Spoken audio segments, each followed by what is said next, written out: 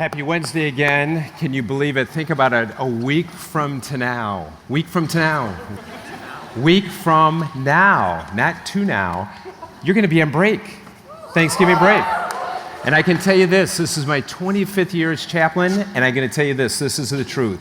You are going to make it. You got 1 week left. You're going to make it. So, hey, glad you're here today, and glad to have David Montague here today. David is the director of the Memphis Teaching Residence Program in Memphis, Tennessee. Has anybody heard about this program? A couple? Okay, good. Well, you're going to hear a lot more about it. Would you welcome David Montague today? Thanks, Paul. All right, good morning.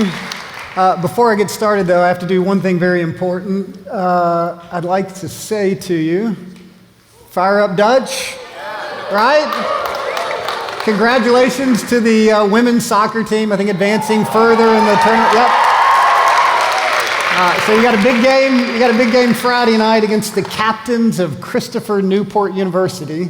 So good luck there. Second thing I want to do is just say I'm incredibly honored to be here, and I'm very, very thankful for the relationship that Hope College has had with the city of Memphis. Whether you know it or not, for 20 years or so, Hope has been taking students to Memphis either through service over self mission camps, or many Hope students have come to be a part of the work and education that we're doing at MTR. Most recently, Sierra Watson and Sabrina Morrison have come to be a part of education in Memphis, and for that I'm very, very grateful. So this morning what I'm going to do, I'm going to ask you to help me. You're going to participate a little bit. I'm going to tell you a story about a conversation I had a couple of years ago. I'd like you to listen to that story, and then I'm going to give you like 30 seconds to share with your neighbor whether or not you agree with the statement that was made to me, and then I'll give my thoughts following. So here you go. It was a few years ago. I was at a Christian college. I was recruiting for MTR. I was speaking with the dean of the education department. It was not here at Hope. It was not at Calvin either. And so I was telling the dean, we are recruiting high potential leaders to come to Memphis to train how to be outstanding and effective teachers in the lowest income, lowest performing schools in Memphis. And I'm asking your help and support in recruiting students on your campus. To which they said back to me, David, I'm sorry, but I can't help you. I can't support you. And then he gave his rationale. He said, because when you teach students, but you do not directly connect that teaching to God and His Word, then you are empowering that student to be successful in life apart from God, and therefore you're moving them further away from God and closer to hell. And so I'm not going to be able to help you. All right, what I'd like for you to do is turn to the person next to you and tell them whether or not you agree or disagree with that comment and why, but you only get 30 seconds each. Ready, go.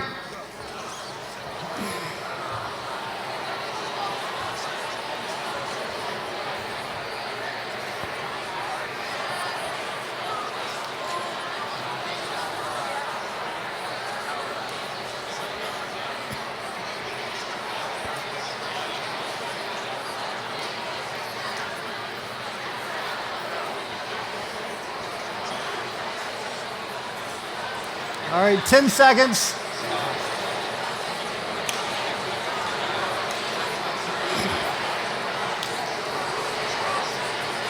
All right. Thank you for playing along. I don't remember exactly what I said in the moment, but I've had a few years to think about it. If I had 5 minutes with him again, as I do with you now, I think I would say this. I would say, sir, I have to disagree with you for the following reasons. Number one, I think I would say, is because I think evangelism can be a two-step process. I believe the most important knowledge a child could have is the knowledge of God's love offered to him or her through the person of Jesus Christ. And I believe that the Christian is called to go into the world and offer that love in word and deed. We are to proclaim the gospel both in word and deed. But one of the things I think we get mistaken is that we don't always have to do the word and the deed at the exact same time. Tomorrow is my second daughter's birthday, and my wife will make her a birthday cake, and what she'll do is she'll get all the ingredients and put it in a bowl, and she'll mix it up. But what do we do then? We don't just get our knives or forks and spoons out and we start eating the batter, right? What do? We put the batter in a pan, and we stick it in the oven, and we put it on 400 for about 45 minutes, and we just let it bake. And then after it's baked for a while, we can enjoy a wonderful birthday cake, right?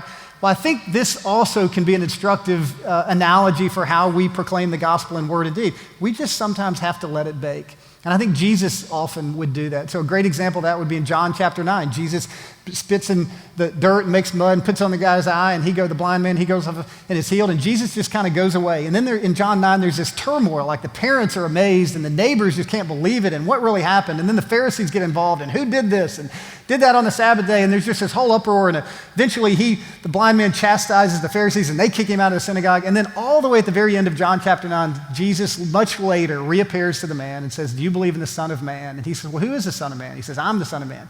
And it says the man said, "I believe," and he fell down and worshiped him. Now, Jesus also will at times do these wonderful acts of deeds and not say a word. And then at a later date, connect the dots and people worship him. And I think this idea of letting it bake, letting your deeds bake, your acts of love bake, is a very important strategy, particularly when you're working among the most vulnerable. So a man by the name of Howard Thurman was a great Christian leader in the 1940s and 50s. He was a mentor of Dr. King. And in his wonderful book called Jesus and the Disinherited, Howard Thurman says this: "A change has to take place in the psyche of the disinherited before the great claims of Jesus can be presented. Mere preaching is not enough. What are words, however sacred and powerful, in the presence of the grim facts of the daily struggle to survive? Any attempt to preach that disregards the struggle for survival is a compromise. It is only when people live in an environment in which they are not required to exert supreme effort into just keeping alive that they seem to be able to select ends besides those of mere physical survival." So what Howard Thurman is saying is, sometimes people just need a little margin in their room. If all they can think about is, am I going to get home from school today without getting beat up? It's very difficult for them to consider the great claims of Jesus.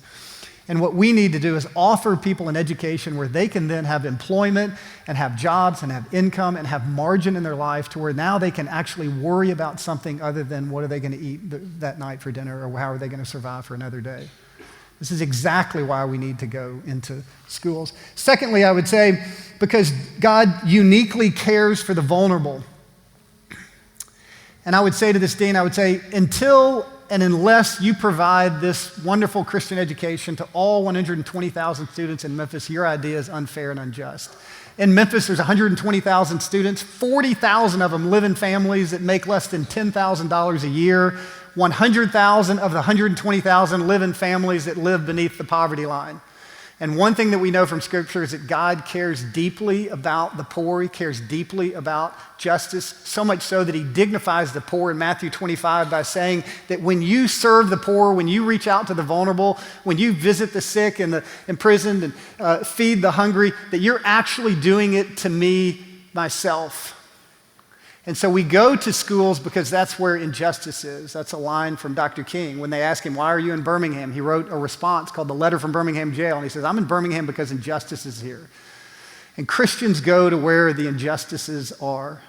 And even in your president's new aspiration speech, right, as your new Christian identity, or maybe it's a new example of your Christian identity, he says, "The whole Hope community is encouraged in the lifelong pursuit of justice and peace for all, in a world so loved by God." So, you, Dean, go work on a comprehensive Christian education for all 120,000 students in Memphis and let me know when you get there. And until you get there, you need Christian teachers going into the existing schools to offer God's love through education. Lastly, and finally, I'd say this, all throughout Scripture, there are these divine encounters at wells, right? So Abraham's servant and Jacob and Moses had these divine encounters at a well. Jesus had a divine encounter at a well called the woman of the well when he told her all that she had done. Why do so many of these divine encounters happen at wells? They happen at wells because people had to go there every single day. Why'd they have to go there? Because they had to have water to drink and bathe and water their crops and water their animals. And so I would say this, today, schools are the wells of today. Today, as in historical times where people had to go to the well every day, today everybody's got to go to school every day. It's called compulsory education. And the Christians are called to go where the people are. And the people, what are we, in Matthew 28, we're told to go to the nations, right? Go to the world. Well, where is the world? Where are the nations? Well, they're at Kingsbury High School, and they're at Melrose High School, and they're at Sherwood Elementary. That's where they have to go. And so Christians show up where the people are. And we show up where the people are because we go there to offer God's love. We go there to offer justice, and we go there to offer it to the whole world. And that's why, particularly schools, public schools, are the places for Christians to be. If you'd like to know any more about this, we're meeting this afternoon or this evening at 6:30 in Van Zoren, 247, to talk more about the work of MTR. I'd love to have you there. And with that, you are dismissed, and fight on Dutch.